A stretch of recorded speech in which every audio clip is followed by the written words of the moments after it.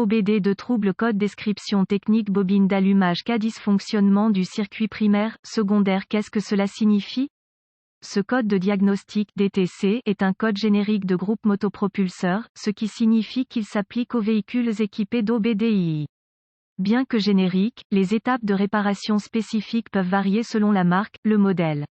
Le système d'allumage COP, bobine surprise, est ce qui est utilisé sur la plupart des moteurs modernes. Il y a une bobine individuelle pour chaque cylindre qui est contrôlée par le PCM, module de commande du groupe motopropulseur. Il élimine le besoin de fils de bougie en plaçant la bobine juste au-dessus de la bougie. 2 fils sont dédiés à chaque bobine. L'un est une alimentation par batterie provenant généralement du centre de distribution électrique. L'autre fil est le circuit de commande de bobine du PCM. Le PCM met à la terre, non à la terre ce circuit pour activer ou désactiver la bobine.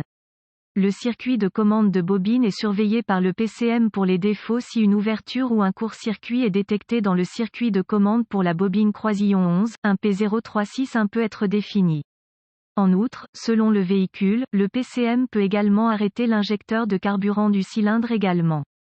Symptômes. Les symptômes d'un DTC P036 peuvent inclure, éclairage 1000, voyant de dysfonctionnement, des ratés d'allumage du moteur peuvent être présents ou intermittents. Les causes potentielles d'un code P036 inclut, court-circuit à la tension ou à la terre sur le circuit du pilote COP ouvert sur le circuit du pilote COP connexion lâche à la bobine ou un connecteur cassé ce bloque mauvaise bobine COP module de commande du groupe motopropulseur défectueux solution possible le moteur a-t-il des ratés actuellement?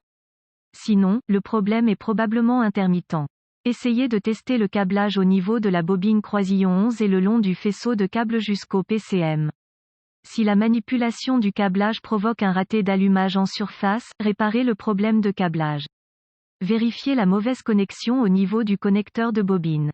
Vérifiez que le harnais n'est pas mal acheminé ou n'irrite pas quoi que ce soit. Réparez si nécessaire si le moteur ne fonctionne pas correctement actuellement, arrêtez le moteur et débranchez le connecteur de câblage de la bobine croisillon 11. Démarrez ensuite le moteur et vérifiez s'il y a un signal conducteur à la bobine croisillon 11. L'utilisation d'une lunette vous donnera un modèle visuel à observer, mais comme la plupart des gens n'y ont pas accès, il existe un moyen plus simple. Utilisez un voltmètre à l'échelle AC Hertz et voyez s'il y a une lecture HZ comprise entre 5 et 20, ce qui indique que le pilote fonctionne. S'il y a un signal Hertz, remplacez la bobine d'allumage croisillon 11. C'est probablement mauvais. Si vous ne détectez aucun signal de fréquence du PCM sur le circuit de commande de la bobine d'allumage indiquant que le PCM met à la terre, non la mise à la terre du circuit, ou s'il n'y a pas de motif visible sur l'oscilloscope si vous en avez un, laissez la bobine déconnectée et vérifiez tension CC sur le circuit d'attaque au connecteur de la bobine d'allumage. S'il y a une tension importante sur ce fil, il y a un court-circuit quelque part. Trouvez le short et réparez-le. S'il n'y a pas de tension sur le circuit d'attaque, coupez le contact. Débranchez le connecteur PCM et vérifiez la continuité du pilote entre le PCM et la bobine. S'il n'y a pas de continuité, réparez le circuit ouvert ou court-circuit à la terre dans le circuit.